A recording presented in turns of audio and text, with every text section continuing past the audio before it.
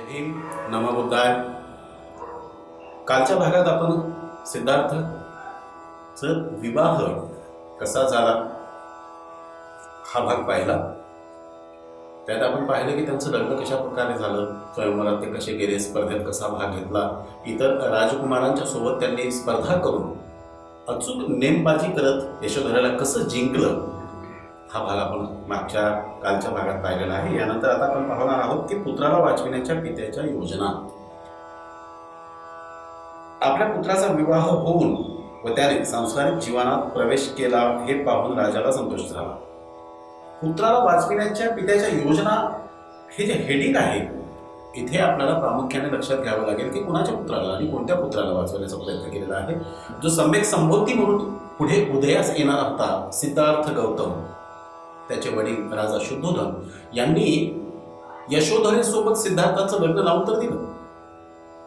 त्याच्या मागचं कारण आहे की जन्माच्या वेळेस असित मुनी आलेले होते आणि त्यांच्याही आधी काही 8 भविष्य सांगणारे लोक आलेले होते. राजांनी त्या सर्वांच्या बाबतीत सिद्धार्थाच्या बाबतीत विचारलेलं होतं की हा काय होणार आहे.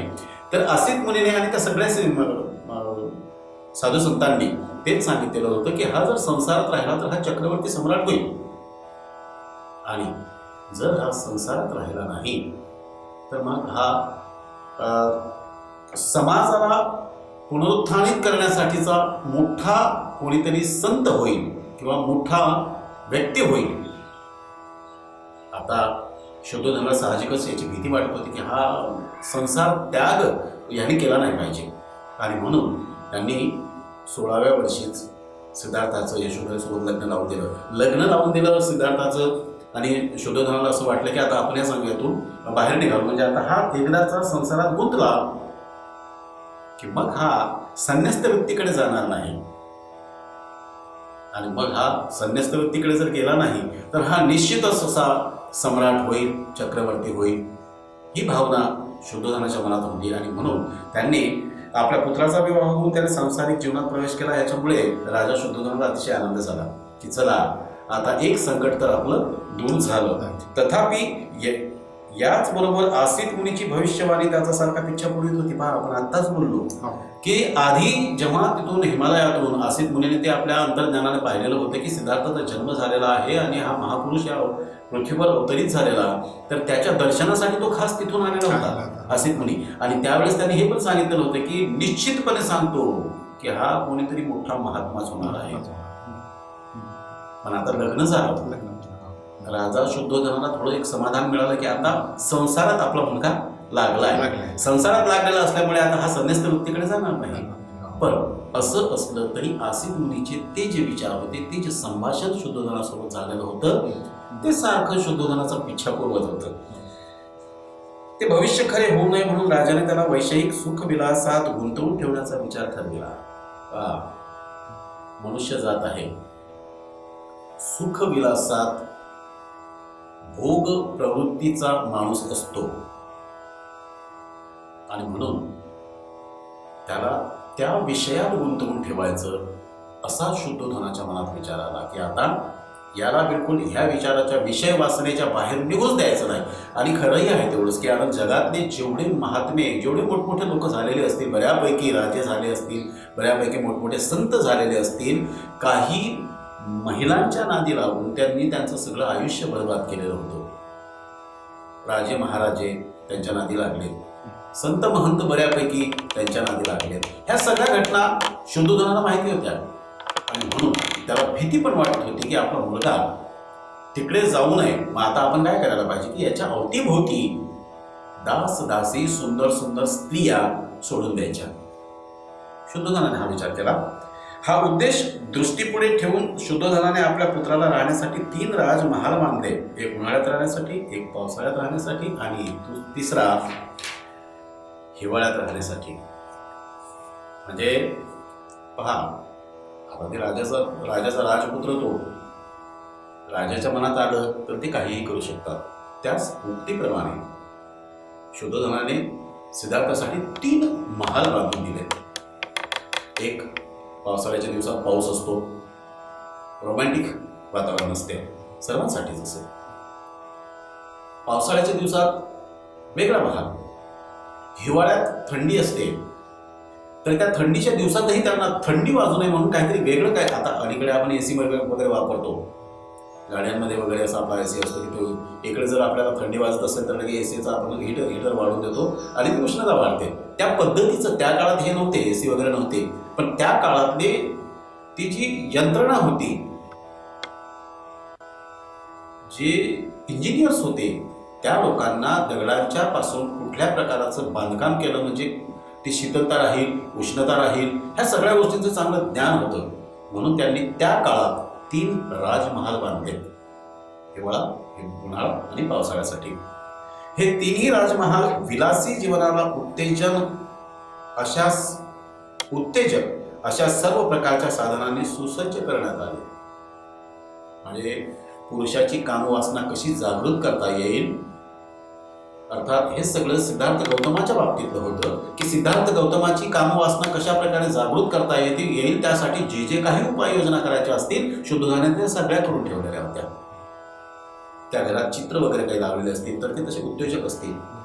त्या घरात त्यांनी महिला ज्या तरुण मुली ठेवलेल्या असतील तर त्या अशा, त्यांना काय सांगितलं पुढे पाहूच आपण.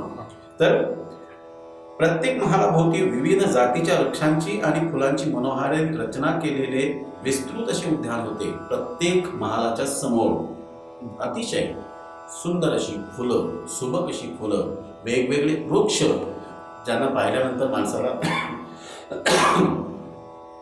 खूप समाधान मिळतं, शांती मिळते आणि उत्तेजना पण मिळते. अशा प्रकारची बनावट त्या महालांच्या समोर शोधदानाने करून ठेवलेली होती. आपल्या कुटुंबाचा पुरोहित उदयीन याच्याशी सल्लामसलत करून राजाने राजपुत्रासाठी अतिसुंदर युवतींनी युक्त अशा अंतःपुराची व्यवस्था करण्याचा विचार ठरविला.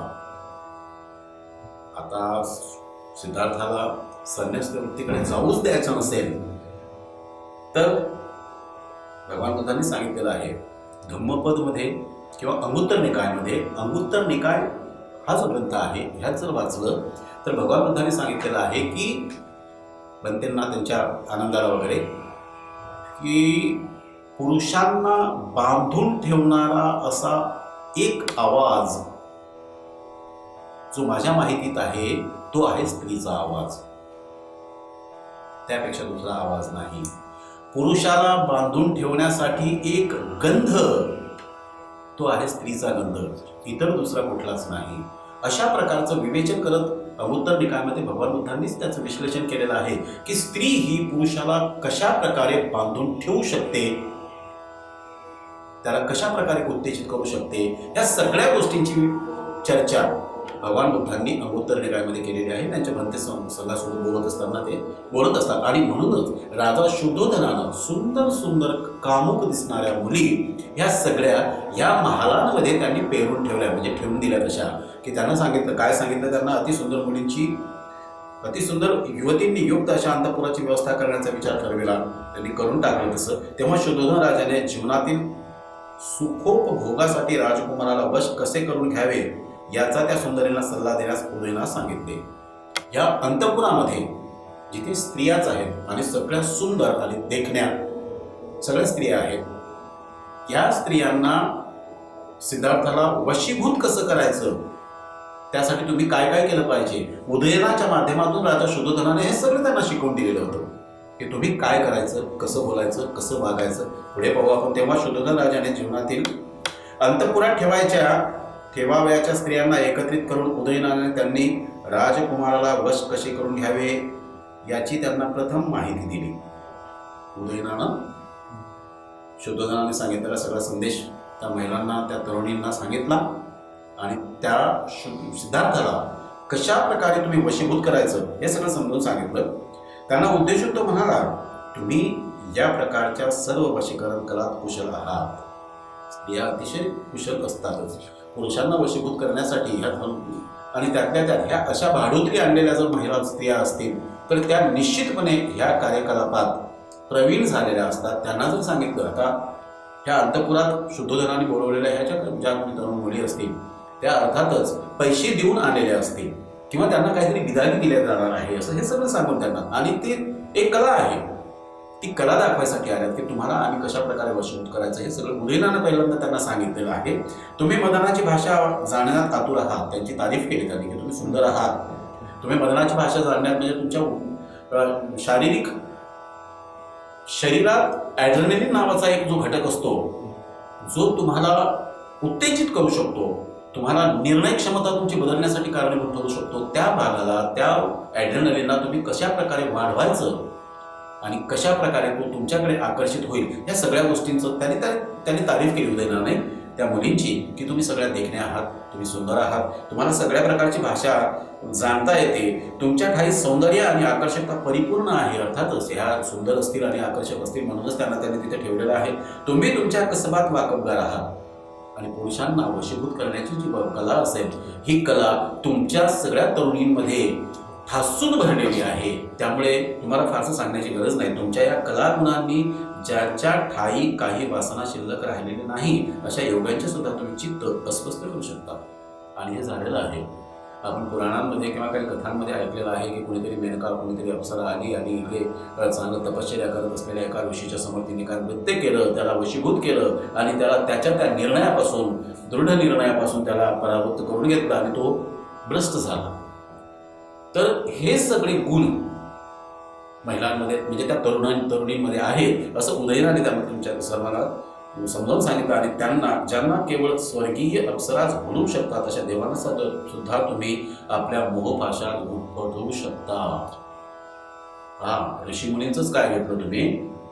उदयनाने त्या मुलींसोबत बोलत असताना सरळ सांगितलं की तुम्ही ऋषीमुनींना तर बोलवू शकताच, पण जे देवलोक आहेत, जे देवलोक आहेत ज्यांना आपण देव म्हणतो त्या लोकांना म्हणजे ज्यांनी बऱ्यापैकी स्थिरता, जीवनाची स्थिरता त्यांनी घेतलेली आहे अशा लोकांना सुद्धा तुम्ही वशीभूत करू शकता. ह्यात काही नाविन्य नाही आणि ते सगळी कला तुमच्याकडे आहे हे जेव्हा त्यांनी सांगितलं तेव्हा हृदयातील भावना व्यक्त करण्याच्या तुमच्या कौशल्याने, तुमच्या नखरेलपणाने, तुमच्या शरीर सौष्ठवाने आणि अकृत्रिम अशा लावण्याने तुम्ही जर स्त्रियांनाही मोहित करू शकता तर मग पुरुषांना तुम्ही किती सहज अंकित कराल.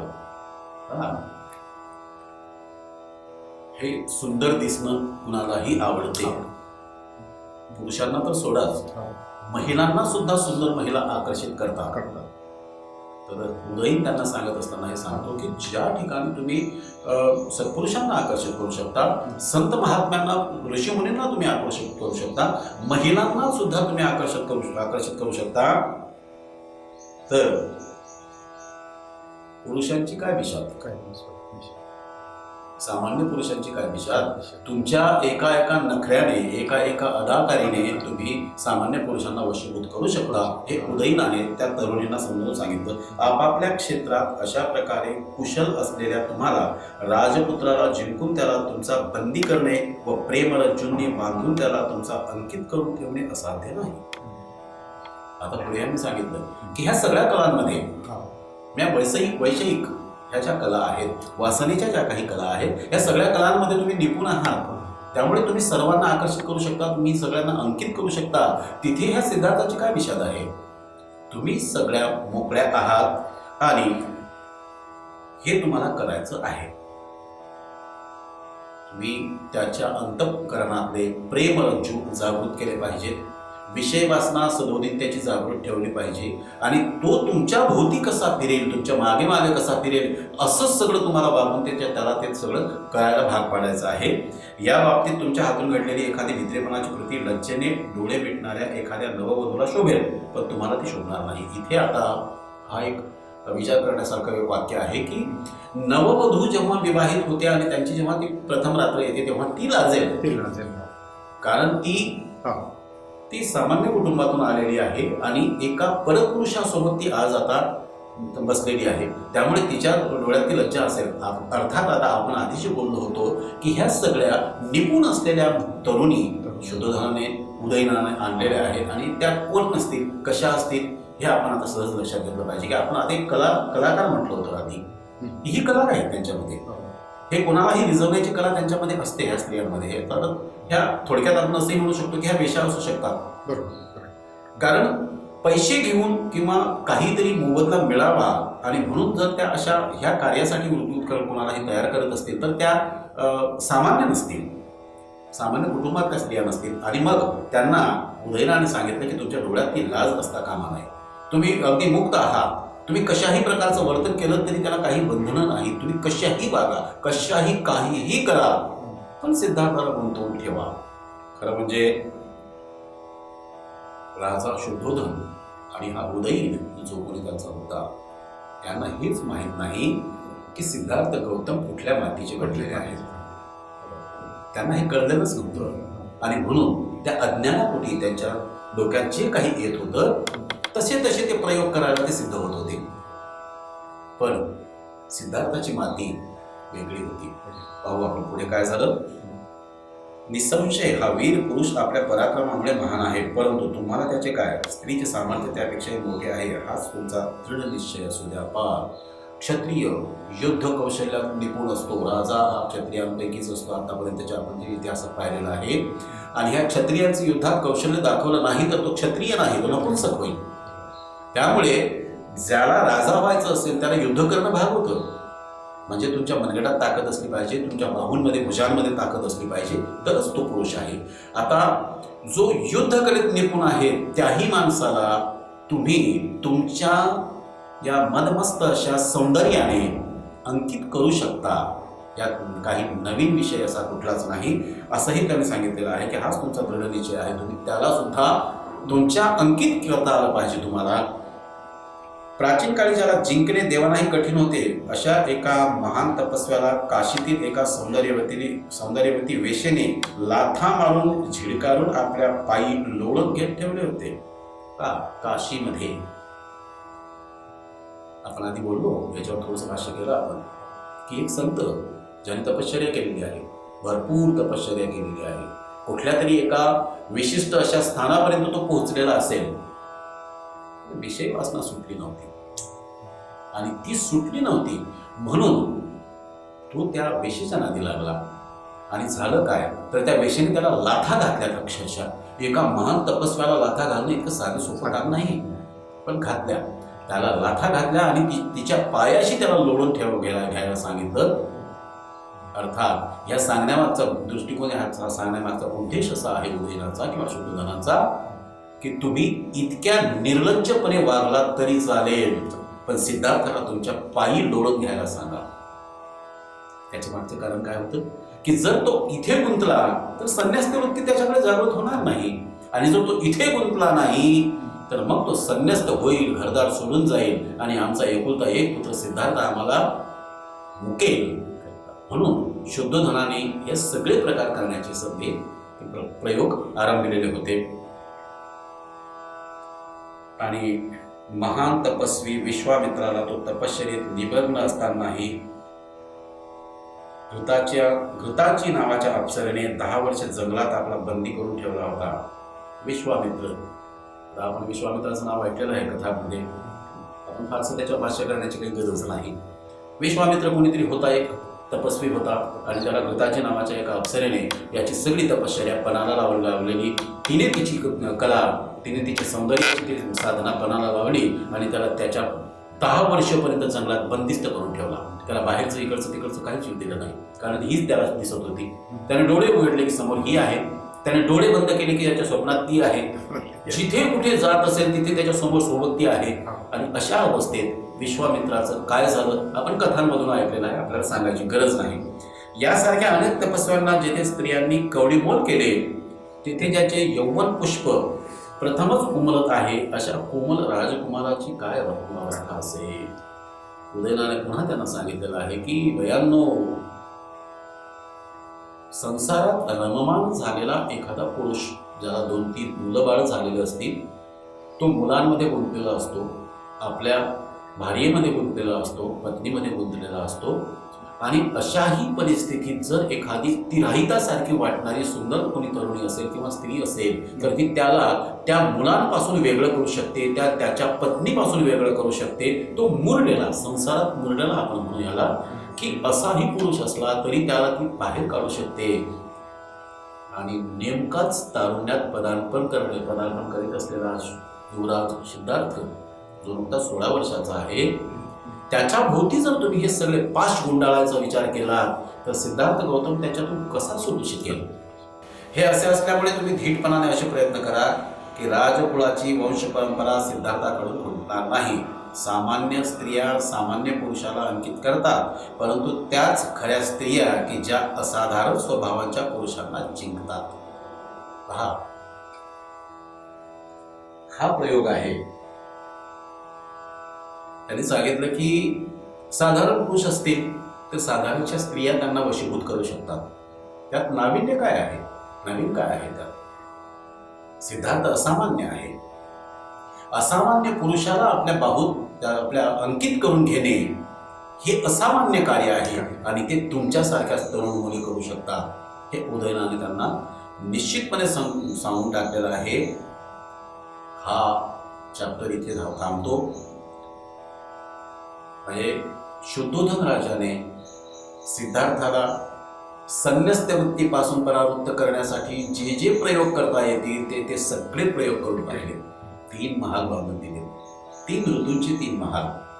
त्या 3 महालांमध्ये विविध अशा सुंदर्या अप्सरा असं म्हणू आपण त्यांना, अप्सरांसारख्या सुंदर दिसणाऱ्या तरुण मुली त्यांनी 3ही महालात ठेवल्या. त्या 3ही महालातील त्या सुंदरींना निक्षूनपणे सांगितलेलं आहे की कुठल्याही परिस्थितीत तुम्ही कशाही वागा, फक्त सिद्धार्थाला वशीभूत करण्याचे एवढे प्रयत्न करत चला. तरीही पुढे काय घडते हे आपल्याला आता निश्चित पाहायचं आहे. बाकी राजपुत्राला वश करण्यास स्त्रियांचे अपयश कसे आले पुढच्या भागात पाहू आपण.